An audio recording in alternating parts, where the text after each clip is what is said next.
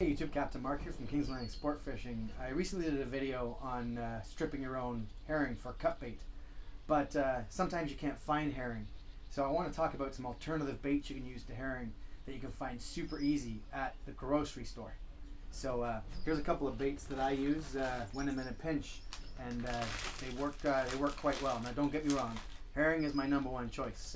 When I get Pacific herring, that's the bait I use. But if I can't find Pacific herring, here's two of my alternatives. First I've got here sardines. This is right from, I picked this up at Longo's, the grocery store by me, but I've also picked it up at, Portuguese grocery store, Chinese grocery store, T&T. You can get bags of sardines. They're not expensive at all. I think they're like $3 or $4. The other one I use sometimes is I use mackerel, believe it or not. Mackerel, it's got a bit of a tougher skin. It's almost like a snake skin, and you know what? Once you brine it up, nice and stiff, and the salmon have no problem chomping at the mackerel either. So mackerel and sardines, two baits that you can use. What do I do with them? I use Potski fire brine, so I'll brine them just like I would herring. I'll use the Potskis, and I'll take a small container, like a snap lock here, and I'll basically cut the strips, put them in the container, pour in the brine, throw them in my fridge for 2 or 3 days. So I'm actually going to do a couple of these and strip them so you can see how I do them. A couple of tools I use. For this I've got a Cuda large knife, a Cuda small knife, and a set of Cuda scissors. I started using the Cuda last year. A friend of mine was using them, recommended them to me. They're great, easy to find. You can find them on Amazon. In the description of this video, I will put links to my Amazon associate account where you can actually buy these particular products. And if you do buy them, it supports the channel, as Amazon gives us a commission for any of the sales. And then I use that to invest back into the channel to bring these great videos to you. So with that, let's get started, and let's strip some sardines. But the same process I'm going to do with sardines, you can also do with the mackerel. But let's get stripping, as they say. Okay, so here's a sardine. I've had it soaking in water to defrost a little bit, and this is how I strip it. I do it exactly the same way as herring. You just got to be careful because the scales I find have been removed on a sardine that's for food, and the skin's a bit softer. So you got to be a bit more careful when it comes to stripping this versus the herring.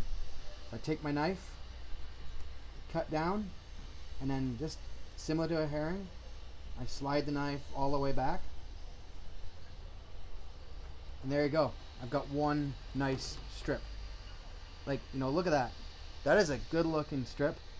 I tell you, the salmon, I have no problem chomping at that. I'll take my scissors and I'll just clean it up a little bit. That way it's almost ready to use when I take it out of the pack, take it out of my brine, and I'll throw that in my container here, and there's a great strip. I'll then take it, flip it over, and I'll do the same with the other side. Now the one thing I find about the sardine, because they're a little bit softer, not every strip comes out perfectly, but for the price, you really can't go wrong. So there you go, there's another strip. It's a bit smaller, but as they say, match the hatch. There's many times that we get small bait fish, and there's the old saying that elephants do eat peanuts. So that's another great strip in the package. Take the fish, move it to the side. I'll do another one just to show you. Here's another sardine. This one's a little bit bigger. Take my knife again, cut down, get the strip off there. This one's going to come out nice, it looks like.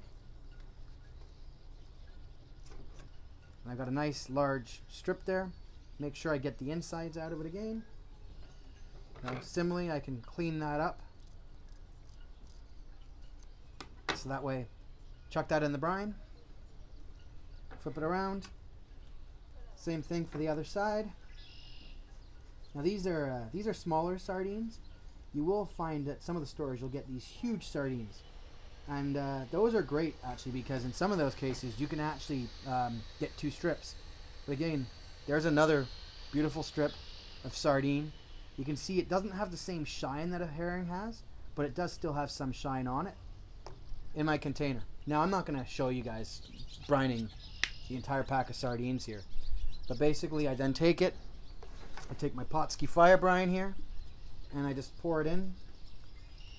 I want to cover them pretty good. I'm going to fill it up because I'm going to do the rest of the package. And I'll take that, and with the sardine and the mackerel, I like to brine them a little bit longer.